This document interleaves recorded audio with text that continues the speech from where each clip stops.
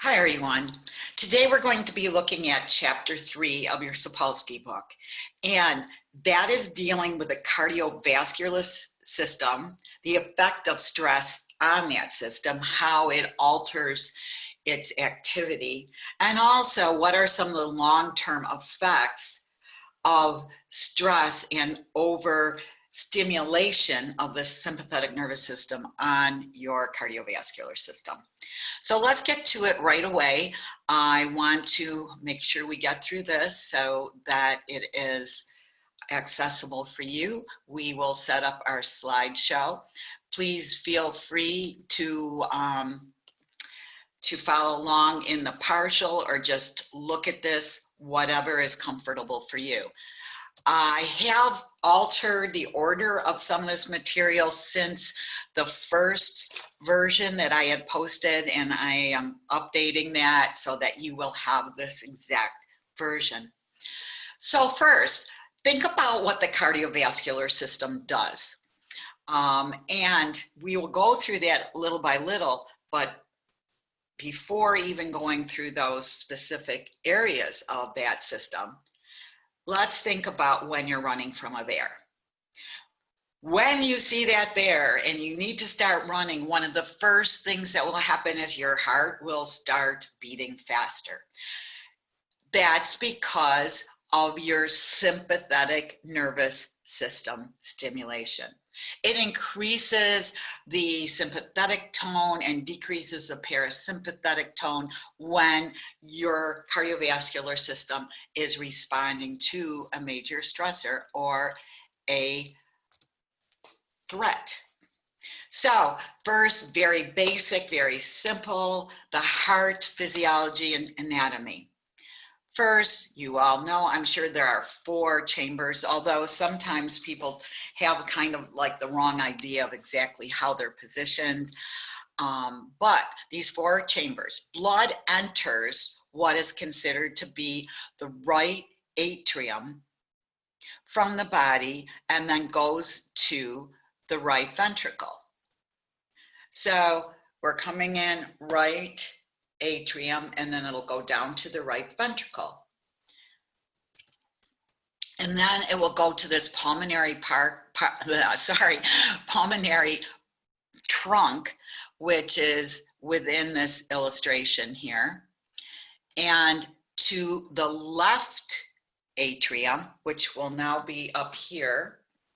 And then of course, to the left ventricle downwards, and from there it will go, your blood will go into the general circulation.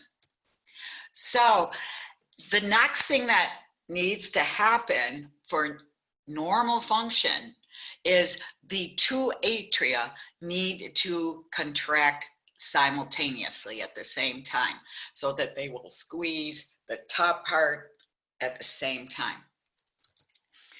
Then the 2 ventricles, the lower ones down here, will contract simultaneously. That contraction of the 2 ventricles is referred to as systole.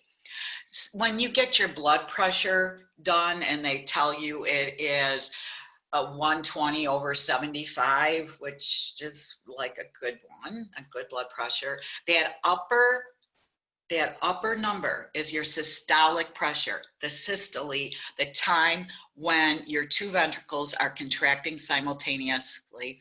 And theoretically, that should be the point of the highest pressure that your arterial system is going to experience.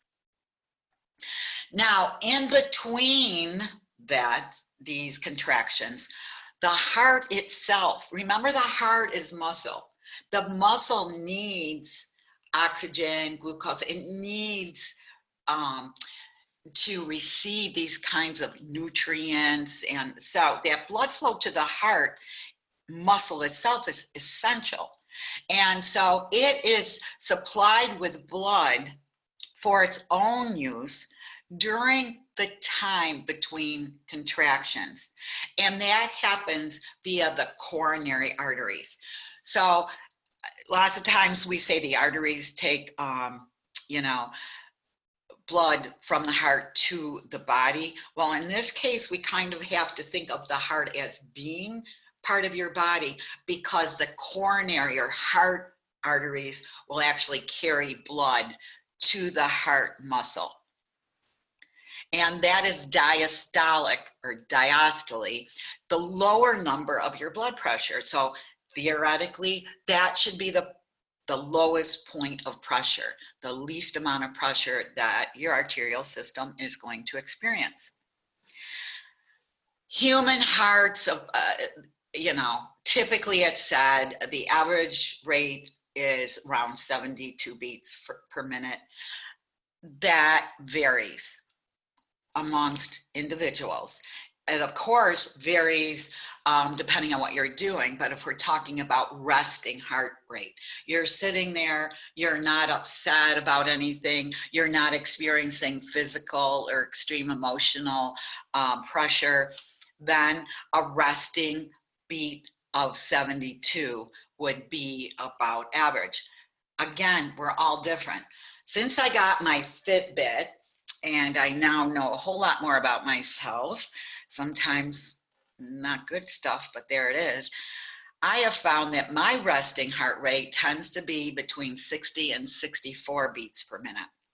And by the time my heart rate is into the 80s and the 90s, it's like totally like considered fat burning zone and all that kind of thing. So I tend to have a lower than typical heart rate resting. That's okay. Other people, it's going to be faster. We don't want a consistently high heart rate, but sometimes because of other aspects of your cardiovascular system, if there are issues, it will beat faster just to help maintain what you need. So now there is a little node called the sinoatrial node. So that is in the sinus of the atria, the very first chamber where blood is going to enter. And that basically is a tiny mass of cells which generates the electrical potential, okay? And so it's technically our natural pacemaker for our heart rate. And the electrical activity of this mass of cells, the sinoatrial node, basically causes the atria to contract. And this is one thing I'd like to point out. Lots of times people go, okay, it's in the right atrium, so the right atrium contracts at that. There is also communication across to the left atrium. So we have to remember those have to contract together. So just wanted to point that out. And the impulse then is carried to the atrioventricular node. Now this node is another tiny mass of cells located at the junction of the atrium here and the ventricle, but you can see it's over here near the midpoint of your heart, so that it can also continue to generate impulses to the opposite side. So this AV node, atrioventricular node, delays the impulse that it gets from the sinoatrial node. And there's a really important reason that it does that. It is to allow the atria up here we go, to empty through these valves into the ventricles. If that did not happen, there'd be so much backup into the atrium that your heart would cease to function the way it needs to function. After that, though, the AV node will pass the impulse to something called the AV bundle. And it will then, from the AV bundle of cells, move this impulse to something called the Purkinje fibers. I love that word. There's Purkinje cells in your brain, but these are Purkinje fibers located within your cardiac tissue. These fibers like permeate, think of them as being fibers, individually moving into different areas of the ventricle. That inner lining of the heart, the ventricle, which is your myocardium, the heart muscle. And from here on now, we don't have this like think of an electric cord before, okay? An electric cord is conducting an impulse down to the end. I have stories about electricity and my experience with it later on, which I'm not going to do right now, but something down the road. Hopefully I'll have a few minutes to talk about, because I learned a lot about electricity when I was a pretty young kid. Anyway, the bottom of the, think about this now, stay with me. The bottom of the ventricle contracts first. If it didn't, look what would happen. You would be contracting up here and squeezing and squishing all the blood down here. Not good. Too much pressure. We don't want explosions here, okay? And then, since it does that, it will squirt blood up through the arteries that are associated with them.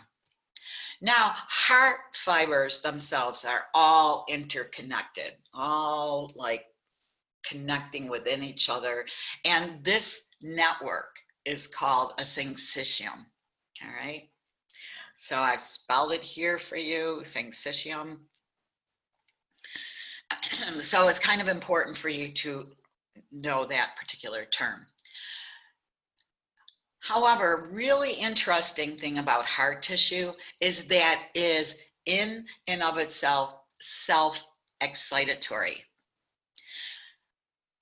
If you take a heart, and this is if you've gone to like the UB anatomy, brain anatomy lab, or the heart anatomy, you know, that you can see, you can actually, if you put a heart that's disconnected from a human or anything else, and you put it in the right controlled environment of fluid, it will continue to beat by itself. A little freaky.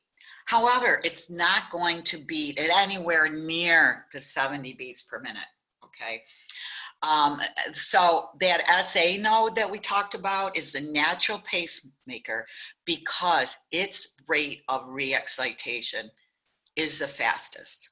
And we're going to talk about what happens in here if the conduction, think of that electric cord or cable, between that SA node up here and the AV node is blocked. The heart fibers will excite themselves, just, you know, all by themselves, this basic self-excitatory rate, but only between 15 and 40 times per minute, as opposed to 60, 70, 80. So if you're talking 15 beats per minute for your heart rate, you can imagine that you're not getting the rate of blood flow and the pressure that you need to maintain appropriate physiology. So how is it that the sympathetic nervous system actually works to increase the heart rate? Okay. First, remember that norepinephrine and epinephrine, noradrenaline, adrenaline, same old. These are released during sympathetic nervous system activation. Now, when you release norepinephrine, epinephrine, it actually increases the rate of re-excitation on that sinoatrial node. So now that epinephrine, norepinephrine is going to make that SA node go, oh no, we need to speed up here, okay? And the way in which these do that is actually these two neurotransmitters in this area increase the inward flow of sodium and calcium. If you took my neurobiology and mental disorders class, or the subsequent childhood mental disorders class, we spent a lot of time on the actual effects of the inward flow of sodium, potassium, calcium, and those things into cells. So just for now, if you didn't have that, or you haven't had a bio class in which you learn this. Just hang on to the idea that sodium is excitatory. And when you increase the inward flow of that into a cell, it's going to increase the activity. Calcium will also promote that. The one thing that calcium does that's different is it actually enhances the contractility. So let's say, you know, you've got this much contractility, that's a different word, and, you know, there's this much pressure. And then all of a sudden we have more calcium. So now these contractions are like more defined. They're stronger contractions. Okay, so that's an important role that actually calcium plays. And sympathetic terminals basically innervate that AV node and the whole myocardium. So now we've got this increased rate and increased contractility. So we've got increased activation of that heart. Here I put in this little diagram, and it indicates where the coronary arteries are and other arteries that are important for supplying the myocardium with its own blood supply. This is a reminder. So, okay, we were just talking about sympathetic nervous stimulation. Oh my gosh, I've got to get back to my cabin. I have a bear on my heels. I feel the hot breath on my neck. Get back there, slam the doors, bolt the doors. We're now inside. Right? Now, the parasympathetic nervous system should theoretically kick in. And when that happens, it will actively decrease the heart rate via something called the vagus nerve. This vagus nerve is so important. It's actually like the longest nerve in your body, and it comes from the word vagabond. That means vagabond, like wandering around. But in this particular situation, the vagus nerve actually releases acetylcholine at the heart, at the level of the heart, and at both the SA and the AV nodes. Remember what those nodes names truly are: sinoatrial, atrioventricular. And it's not just that it can totally slow it, it can actually block some of the firing of those particular cells, which would mean blocking some action potentials. Okay. There was a scientist who was one of the earlier guys who examined the role of sympathetic nervous stimulation on the heart and the different mechanisms that are there. And he basically noted that some people actually can ward off a sympathetically driven heart attack. Not any old heart attack, but if you're having a heart attack because of overstimulation by the sympathetic nervous system, you can try to massage, do an external massage of these arteries that go down here. They're called carotid arteries. Neuropsychology students, if you took that with me, we went through all of these arteries and stuff, the system in the brain, but these come down here. Both of these activate the vagus nerve and its mediated reflexes. So DeBakey thought, well, this potentially could kind of counteract that sympathetic nervous system stimulation. It's competing with it, so it can kind of modify or modulate that. No, I'm not going to ask you to be able to label every single vein and artery that are indicated and named on this particular diagram, but I wanted you to have this readily accessible so you can kind of look at some things that I'm sure you hear of a lot, like the jugular vein. okay, or the pulmonary arteries, or the common carotid artery you can see is on here, and some others. And we know that this jugular vein is very important right here. And it is, you can pretty easily expose this. I know, because once I was having some minor surgery done, which I said, I'll stay awake, just like numb her up real big. That's how I am. And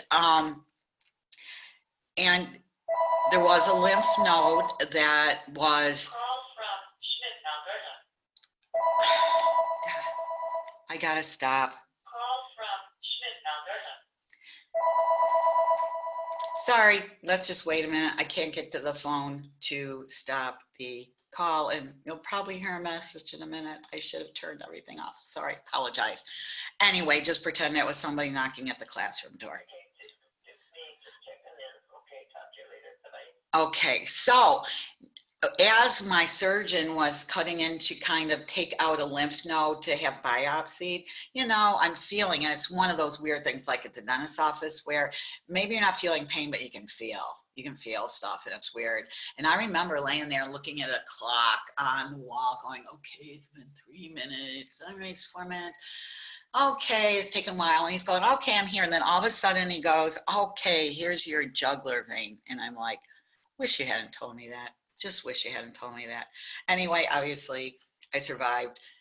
There were no big issues. I just didn't particularly like being told that he was looking at my jugular vein right at that time.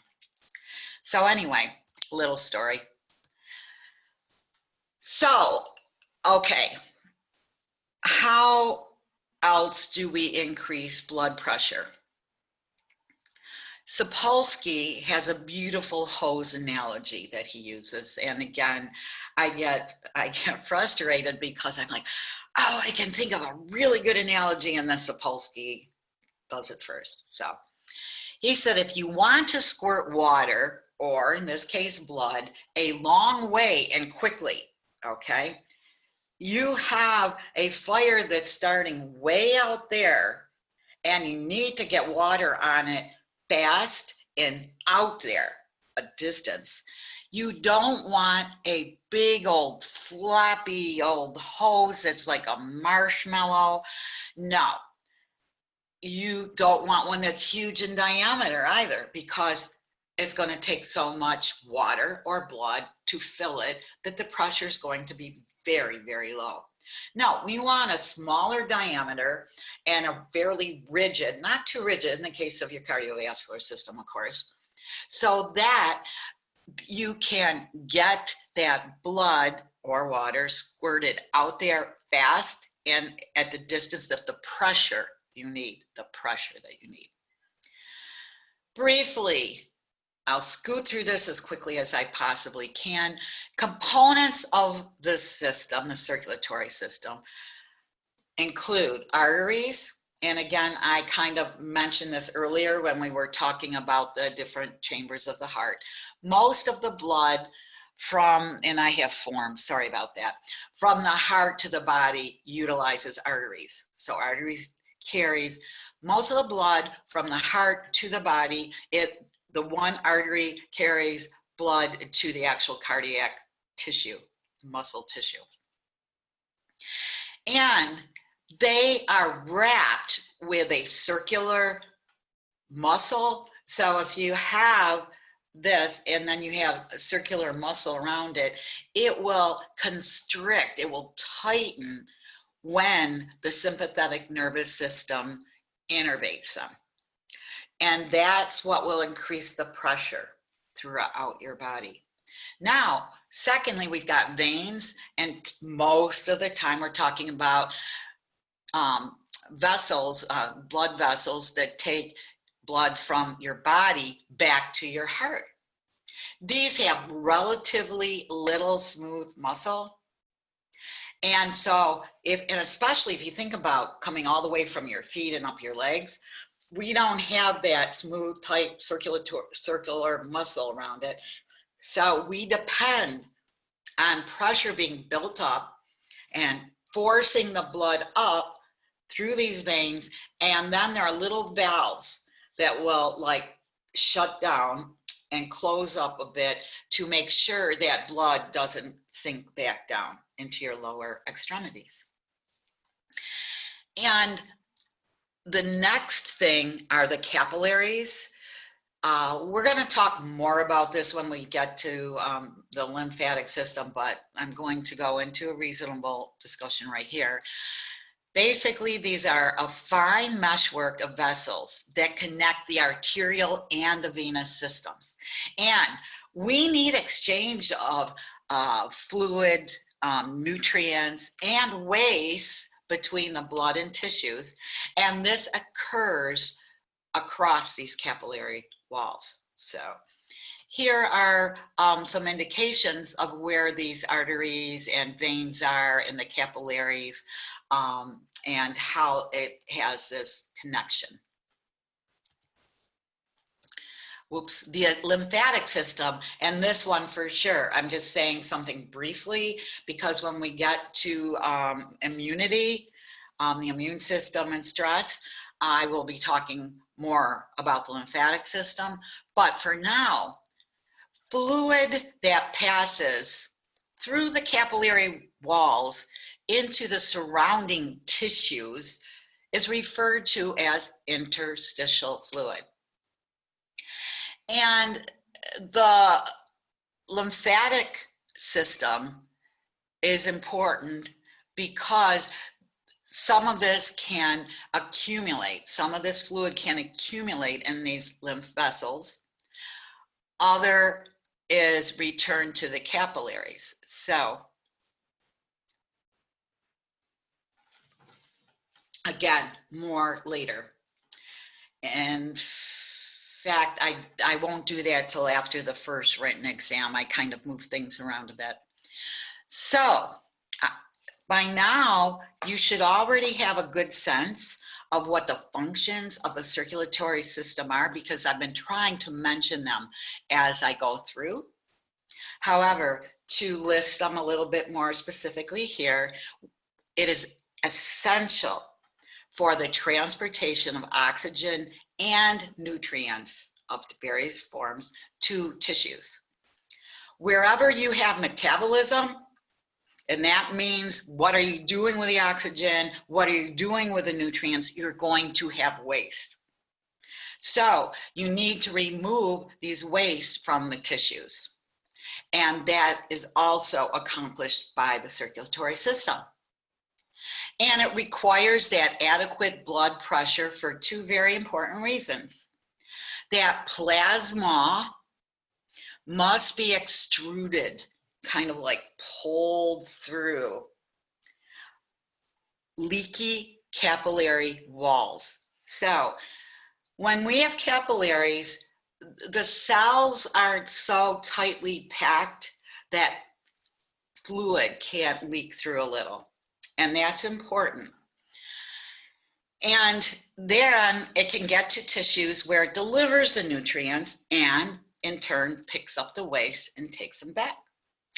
The blood must be also pumped against gravity to the upper parts of the body. And remember, we don't have the advantage of that circular muscle. And so the sympathetic nervous system too, and this is, if this were a more advanced class or I had more time, I would go more into specific mechanisms for this, but know this for this class. It directs blood to specific organs and specific muscles, okay, selectively. It directs blood to active muscles, like let's say muscles in your legs to help you run away from that bear. It directs blood to your heart, so it has what it needs to continue pumping quickly and supplying that pressure that's required. It also directs blood to the brain so that cognitively you can have, maybe for a brief time, enhanced memory and sensory skills for that time. So you can get away from the threat. It also directs blood away from things like your digestive organs, as well as other things like reproductive organs, stuff like that. How does it do that, you ask? And again, this is where if I had more time, we would go more specifically into it. Pretty sure some of you are like, no, this is enough, fine. Thank you very much, enough information. It's basically because we have alpha receptors and beta receptors that respond differently, and their distribution is different depending on where they are located. That's all I need you to know for now. The circulatory system also helps conserve water. It increases the secretion of vasopressin. Remember that antidiuretic hormone? If you don't, we'll talk more about it later. So that more water is retained than would be otherwise. And we'll talk about in a minute why that's so important. The kidneys, through the sympathetic stimulation, actively retain water. In fact, 180 liters of fluid or thereabouts is forced out of capillaries in the kidney into collecting tubules. And here's a little diagram of how the kidney works, and these arteries and the renal veins and the ureter, which will go to the bladder, okay? And lots of times you'll hear of nephrology. That is the area of medicine that works with kidneys, and that comes from this nephron. So the kidneys actually actively retain most of this 180 liters of fluid. Can you imagine if it didn't? Okay, just saying, think about it. And it does that again by pumping sodium across the wall of the collecting tubule here, okay? And that sodium carries a positive charge. Chloride will follow passively because it has this negative charge. So you've got the electrical gradient and that attraction. And if you think about what do you have? Sodium chloride, salt. If you eat a lot of salt, what happens? You retain fluid, right? And it also can make you thirsty. And if you get free salty peanuts on the bar while you're somewhere to drink, guess what? It's not because everybody's like, oh, I just really want this person to enjoy salty peanuts. Guess what? I'm sorry to say this, but lots of times it's to encourage you to drink more. So anyway, just another little idea. Water will then follow passively behind the chloride because now you have sodium and that's actively being pumped, okay? And then chloride will follow passively because it's like going, oh, there's more positive in the air, it needs more negative, there's, you know, it's adjusting that electrical gradient. And water will then follow passively because of osmotic pressure. Okay, so that is one way that it is the way that kidneys serve to bring back a lot of fluid into your body that would otherwise need to be excreted. So only about 1 to 2 liters actually is excreted as urine. Vasopressin, ADH, what does it do? It increases the ability of water to actually get across the collecting tubule wall, and that will conserve a lot of liters of fluid. So here's a question. I'm sure this is obvious in kids, and sometimes let's even talk about prisoners on death row as they're, you know, making the final walk. Why then under truly urgent stress, might there be a sudden emptying of the bladder if we're basically set up to try to retain that, to help keep a higher level of blood pressure. Well, let's just think back, and without going into a lot of the biochemical, cellular mechanisms, think about it just in terms of what it can do for you to help you survive, because that's kind of what I want to focus on right now. Remember, you're running away from the bear or the saber-toothed tiger or the lion or whatever it is you're running from. You want to be as light as you can so that what energy you have in your muscle can propel you as fast as possible to help you get away. Okay, so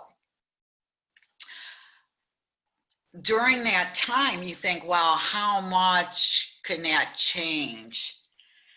Well, there are ounces and ounces that can build up there, and at some point, this may be like critical. And I know some people, before they get a weigh-in at the doctor's office, actually make sure that they go to the bathroom and eliminate anything they possibly can, because they'll be a little lighter. And some of you may know what I'm talking about. Others may be like, who does that? So anyway, just thought I'd mention that too. Basically, what you have in your bladder is dead weight. It's not going to help you because your kidneys can no longer get it back into your circulation, back to your body. It's dead weight. It's not going to help you. So your body goes, get rid of this. So we're going to move now to chronic stress and cardiovascular disease. Repeated overuse can damage the heart and blood vessels. Again, Sapolsky comes through with the analogy of like a pump, water pump, if you will, and a hose that you buy from Sears, which there's not many of those around anymore. And over time, blood vessels can actually wear out. I want to talk just a minute. It's important that you understand what bifurcation is. In a minute, I'll try to just pull up a whiteboard. This is why I really don't like doing it in this format. If I were in class, I'd be able to go up there and just start drawing stuff on the whiteboard or blackboard, depending. And but in anyway, you have a larger vessel, and then just like if you have a river, it can branch off into, okay, like here's a giant river, and now it branches off into creeks, or as they say around my area, cricks. So that's a bifurcation.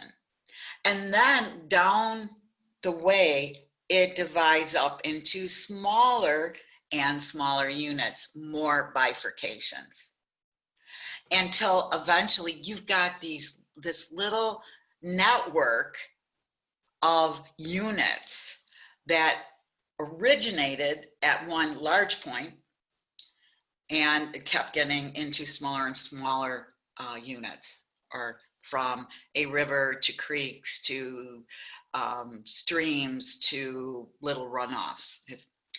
And because of this is crazy. No cell in your body is more than 5 cells away from a blood vessel. Awesome. That's good for us because we have ready access. The thing is, these branch points bear the brunt of fluid pressure. You get increased turbulence. Just think in your head about if you are at the end of like a raging river and all of a sudden it's got a split, that point in the middle of the two branch offs, is taking lots of pressure and there's turbulence. Okay, so lots of turbulence there. That is exactly what's happening in our cardiovascular system with the blood vessels. These, this increased turbulence can actually make smooth inner lining of the tissue tear, get scarred, have pits develop, and then fatty acids that are circulating in your bloodstream get stuck in there, glucose gets stuck in there. These will actually get themselves stuck underneath. And all of this will then actually end up making the lining, which is fine and thin and smooth to start with, thicker and definitely harder to force blood around through to the points. The sympathetic nervous system also causes blood to become more viscous during stress. Viscous means sticky, okay, thicker and sticky. And that's a good thing if that bear takes his claws and rakes them down your back because he's gotten that close. And now you've got your skin splayed open. You don't want to bleed too profusely. So for now, some of that blood will be a little thicker and stickier, so you won't bleed or hemorrhage out as easily. The epinephrine that is being released by the sympathetic nervous system is responsible for part of this because it increases the clumping, or what is technically referred to as coagulation of platelets that are in your blood.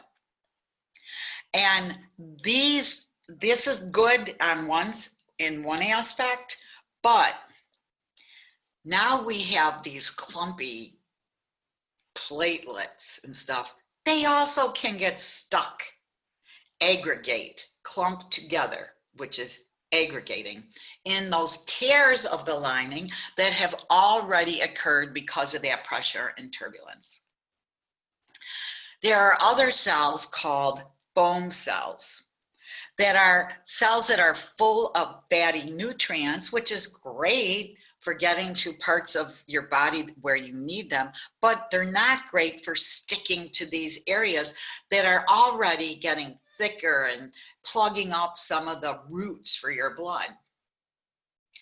And once they're there, that also will decrease the blood flow. So the result of this is less blood flow where you need it, and your heart is working harder to get it there. All of the stuff that I listed before up in this area, that all will lead to the accumulation of plugs that we know as plaques. And that is what leads to something called atherosclerosis. Now, I just want to make the comment that there are arteriosclerosis and atherosclerosis. Talk about this, we're talking about atherosclerosis.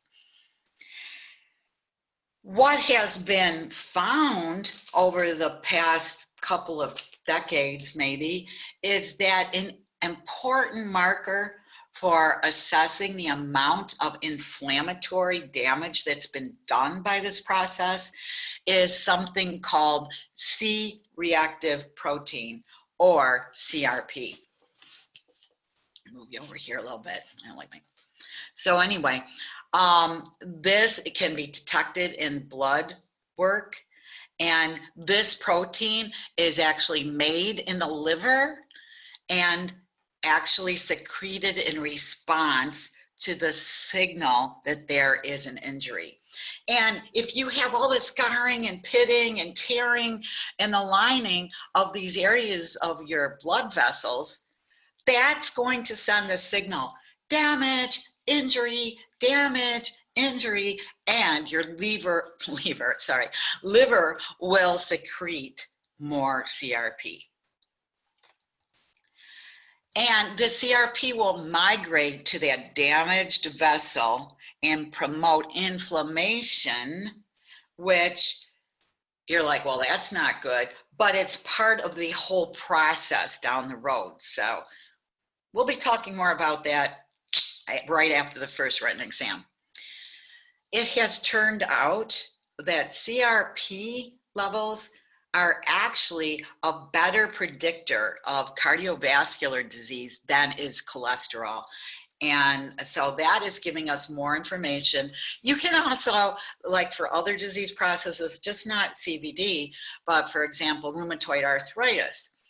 One thing they will watch is how high are your CRP levels? And that is part of the evaluation of, is there progression in the disease? Do you need more medication to control damage? Just like another aside to show you that these kinds of proteins are really, really important. Chronic stress and plaque accumulation.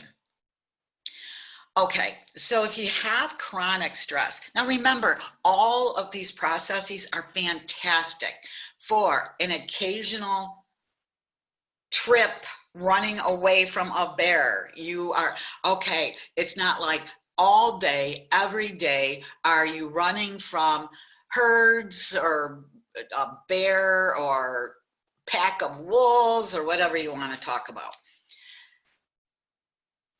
So in that case, these processes are exactly what you need at the time. They're not overworking. However, with chronic stress, you are going to end up with more rapid and more serious accumulation of plaques.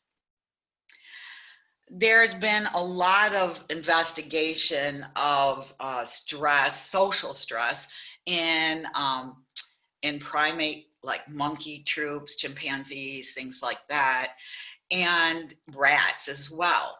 And part of it hinges on the idea that these social groups have hierarchies and there's competition sometimes, and social stress that can result from this is very important. Towards the very end of the semester, we're going to be talking for a whole chapter specifically about this kind of stress and its effects. It has been found that you can be feeding mice, monkeys, other animals that have been investigated regarding this particular process. And you can be feeding them these low-fat diets, but in the presence of ongoing social stress, you're still going to end up with these plaques accumulating. Jay Kaplan was one such scientist, and he found that subordinate monkeys and then the dominant males in that social group that might be unstable. In other words, they're vying for #1 position, okay? If you're a subordinate monkey, no matter what, but if you're a dominant male and it's unstable because there's movement, these groups actually each have a higher increase of CVD, including accumulation of plaques. Beta blockers administered to these animals can actually kind of block that entire process to some degree. Now, welcome to my very technical terminology here. The results of screwed up blood vessels, okay? Claudication. Claudication is the blockage of the flow of blood to the lower half of the body. Your legs will ache, they will hurt, they'll be very heavy and a lot of pressure and pain. Your chest will also hurt. That's one thing that can happen. A plaque that has developed in a blood vessel can actually break loose and start traveling through your cardiovascular system, and that is known as a thrombus. of course, that can be dangerous. You can also have the blockage of flow, blood flow, I'm talking about blood flow, obviously, to the heart. And this is what is termed coronary heart disease, when you actually have decreased blood supply to the heart itself. The veins to the heart are blocked. And chronic myocardial ischemia. Ischemia is lack of blood, which results in death of cells. If you have this ischemia in the muscle tissue of the heart, it's because you have the heart being deprived of blood itself. The chest will hurt most specifically in this case. I know when I was really little, I remember a lot of older seniors talking about their angina. And I knew it had something to do with the heart, and I got the feeling that it meant they had pain. Well, what they were referring to was this angina pectoris, and that's where the actual coronary arteries that supply the blood to that myocardial tissue itself, these arteries are blocked, okay? And that results in this angina pectoris. If you end up with a blockage or a lack of blood flow to the brain because of these plaques or a thrombus breaking loose, that is a stroke. But also, as a result, you can also have the rupture of a blood vessel in the brain and bleeding into your brain, in which case that is also a stroke. Finally, sudden cardiac arrest, which is equal to death. This is basically referred to by Sapolsky as a cardiac catastrophe during a stressor. And ventricular fibrillation is not a good thing. This is when ventricles contract in a very rapid and disorganized way. And so they're not going to be promoting the flow of blood that you need. And all of the little interconnected muscle fibers actually begin to contract randomly.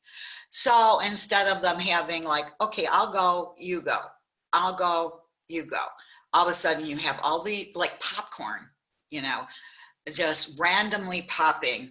And just think of that in terms of all of these little muscle fibers contracting. In this case, you're not getting blood pumped out. And without that, we don't have a lot of time. One of the things that can promote this condition is that if you have a diseased heart, that muscle tissue is hyperexcitable, okay? Mention that a little bit at the very beginning part of this lecture. And what happens, it doesn't even wait for the signal from the SA node to travel to the AV node, or from even that AV node to conduct the appropriate signal. And so you end up with this random, and now your heart cannot pump blood. Ventricular arrhythmia, on the other hand, is not as bad. You don't love it, but it isn't as bad because you still are pumping blood. It's where the overall heartbeat is irregular. You have simultaneous contraction of appropriate muscle fibers and cell-to-cell transmission. It's just that instead of like bump, bump, bump, bump, you might have bump, bump, bump, bump, bump. So you're getting that irregular heart rate. And it generally comes, what's happening is the ventricles are contracting too early or too late. And studies have shown that if you give a rat 10 hours of stress, and there are many ways to do that, keep bright lights on, loud noises that are uncontrollable, maybe intermittent shocks that are unpredictable and uncontrollable, perhaps forcing them to run on a running wheel or be really cold or really hot for 10 hours. That stress will make a rat's heart more susceptible to fibrillation for not just a little while, but for days after that stress has been removed. However, people with no history of heart disease can suffer sudden cardiac arrest. It can happen. There are multiple reasons for that. One thing we do know is that chronic stress can build up conditions such that you are more likely to have cardiovascular disease and thus more likely to have sudden cardiac arrest. And last but certainly not least, fatal pleasures. At least he died happy. Question mark, exclamation point, question mark. One of those deals where occasionally you might learn of some, typically it's a guy who dies in a motel room or somewhere, and he has not been there with somebody that maybe he should have been there with or was expected to be there with. And so now suddenly he has a cardiac arrest. And it's like, oh boy. Well, and that's where I put, you know, how some people go, like somebody in an extreme, that's just one example that came to mind. But you can be, have your sympathetic nervous system really stimulated, even if it is not a horrible, sad, shocking, stressful thing, even if it seems like a positive experience. Because even good news or activities can actually stimulate the sympathetic nervous system enough to produce a heart attack. And if you think about it, strong emotions can have very similar physiological underpinnings. And for example, so often we go, okay, rage, I'm raged, or I don't care. Are they truly opposite? Rage and ecstasy both can promote strong physiological responses that promote sympathetic nervous system activity. Grief and triumph. So basically, Elie Wiesel said, the opposite of love is not hate, it is indifference. In one case, you have a lot of excitation of the sympathetic nervous system. In the other case of indifference, you don't have any. So, and this by no means, you should live your life feeling indifferent to everything. That would be like a horrible way to live your life and definitely not very rewarding.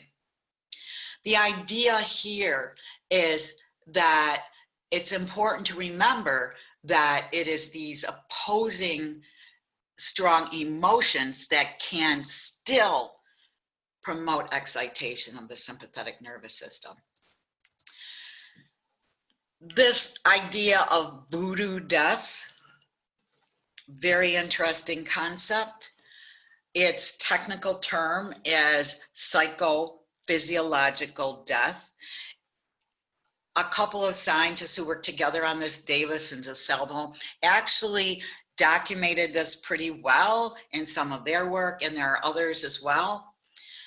And this is where it is believed that some kind of psychological or emotional state will actually result in cardiovascular dysfunction, cardiac arrest.